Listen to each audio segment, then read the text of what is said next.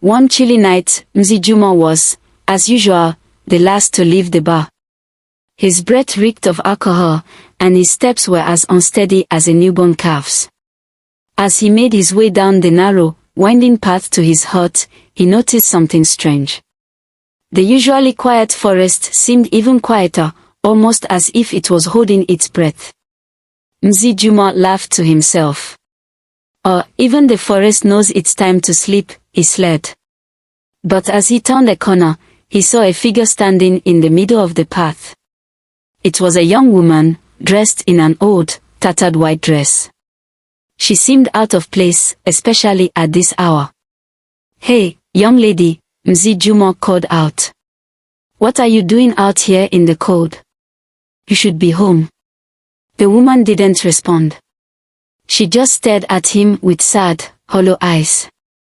Mzee Juma felt a shiver run down his spine, but he brushed it off. He was too drunk to be scared. He stumbled closer. "Do you need help? Are you lost?"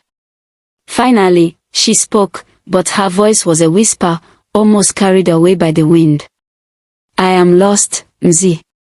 I have been lost for many years." Mzee Juma scratched his head. "Yes.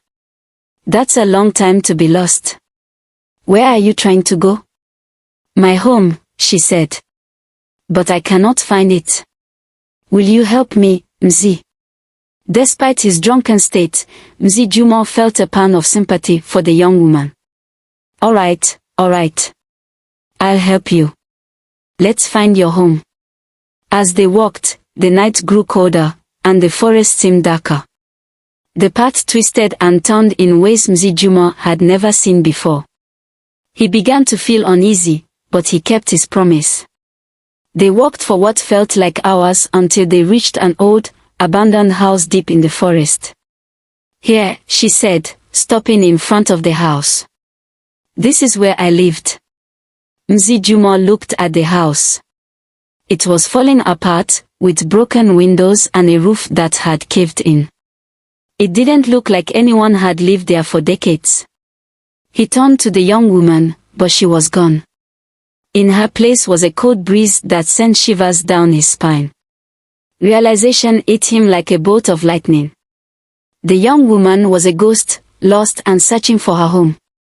Mzee Juma's knees buckled, and he fell to the ground, his heart pounding in his chest. As he lay there, the first light of dawn began to break through the trees. He knew he had experienced something extraordinary, something that would stay with him forever. From that day on, Mzee Juma changed. He stopped drinking and began telling the children of the village about his encounter with the ghost. He taught them the importance of helping those in need and respecting the spirits of the land. Mzee Juma's story became a legend, a reminder that even in the darkest of times, a kind heart can light the way.